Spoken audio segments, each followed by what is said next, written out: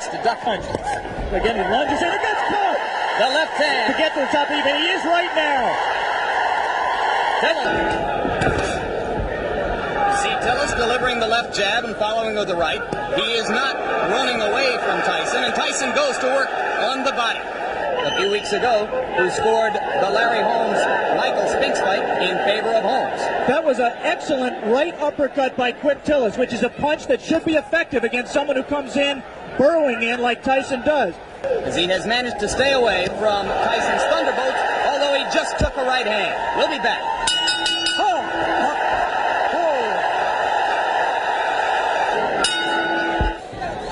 Lost to Tillman in the Olympic trial.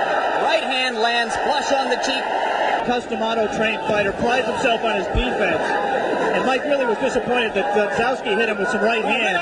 A jab by Mike Tyson, a rare punch for him in his first 19 fights. Good head movement by Tyson coming in. He won't knock Tillis out with it, but he will wear him down and bring his hands down so he can land punches to the head. Tillis' trainer and co-manager Bo Williford said that he had been working with him for the last 6 weeks, tying up Tyson's arms. This is an important learning experience for Mike Tyson. He's going to have to be able to handle a Quick Tillis to get to the top even. He is right now. Tillis is making a mistake of trying to trade with Mike Tyson. He should be moving off the ropes. Round 3 coming to a close. And Mike Tyson warms to the task once again as the round comes to a close. Back with more after this word from our local station. To Mike Tyson. Right hand. And a good left hook. And that one left hook which scored. Tyson now appears to be a little less shy about stepping up inside. But how low he gets to duck under those punches. Puncher Mike Weaver, largely by staying away. He got punched. Again, he lunges in and gets caught. The left hand.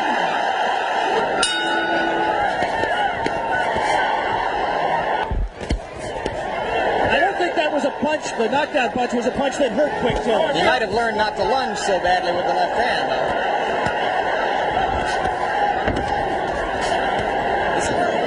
And again, not busy in the clinch. That's frankly astonishing because the opportunity is there for him to do a lot of damage. There, he gave a half-hearted effort at that combination we talked about, the right to the body and the right uppercut. And that was on January 25. Two good short chopping right hands by Tillis. Tyson waiting for Tillis to open up, and those two body punches did get Tillis' attention, and he grabs. Just the grimace on his face alone, I think, indicates that Quick Tillis was hurt by those two body punches. And the right hand got through the guard onto the cheek of Tillis, who looks a little the worse for wear now in the last minute of round 5. And now it becomes clear that Tillis will last longer than anyone else has. Personally, Alex, I have it 4:01 for Tyson. I've not given Tillis a round. One way is to say that he's pacing himself, he's waiting for the opening. The other way is to say that he's getting frustrated and getting taken out of his fight.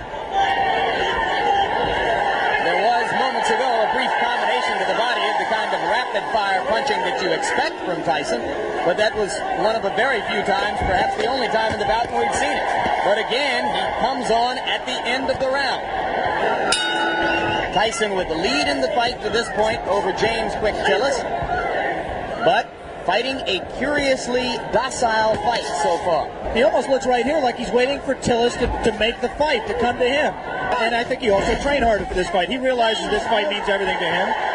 He has lost 4 of his last 5, where they called him Dark David. There's a right hand by Tyson. And the uppercut. Mike was a little bit extended with the punch, did not have the proper range for full power. Now he's at the right range, though.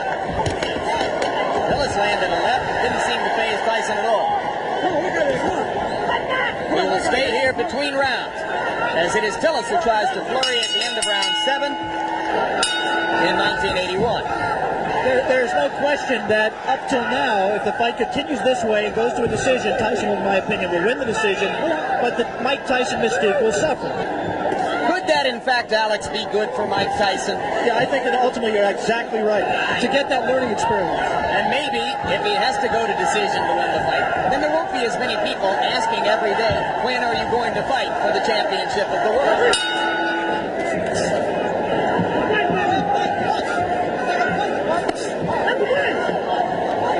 This Mike Tyson looks very much like the Mike Tyson who lost two close decisions to Henry Tillman in the heavyweight trials for the Olympic Games in 1984. He is confused by the movement. The movement does not allow him to hit a stationary target, and therefore he can't set himself as well. And Henry Tillman recently scored a first-round knockout over Bash Ali. Right now we are in round 9. Mike Tyson well ahead in the scoring, or so we would judge it, against James Tillis, but looking for a knockout to keep his 19 knockout string alive. I'm not sure he is looking for a knockout, Jim. He certainly isn't fighting like someone who is. It's possible that, number one, he doesn't know how to knock Tillis out. Tillis has presented a problem to him in terms of power punching that he can't solve. But secondly, it's also possible that Mike Tyson is interested in how he is going to react to fighting rounds. He's heard all the doubters say he can't go 10 rounds or 15 rounds, and maybe he's in the back of his mind trying to find out exactly how he is going to respond in that kind of a fight that he is in no danger, in my opinion, of losing. We have gotten to the end of round 9. We'll be back for the closer after this. The crowd tries to liven itself up, try to provide some encouragement to Mike Tyson. Most of them have come here today hoping to see a knockout, and frankly, expecting to see a knockout. Tyson tries to deliver with the right hand and steps in and throws the left.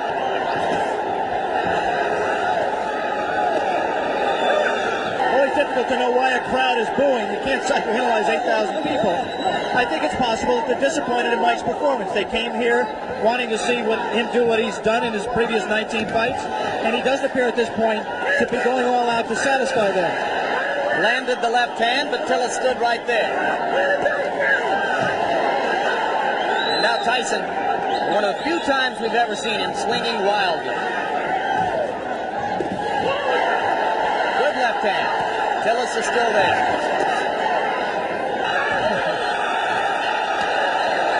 Tillis continues to give a good account of himself. It will be interesting to see how Mike reacts to this. Closing with a flurry. The bell is going to sound.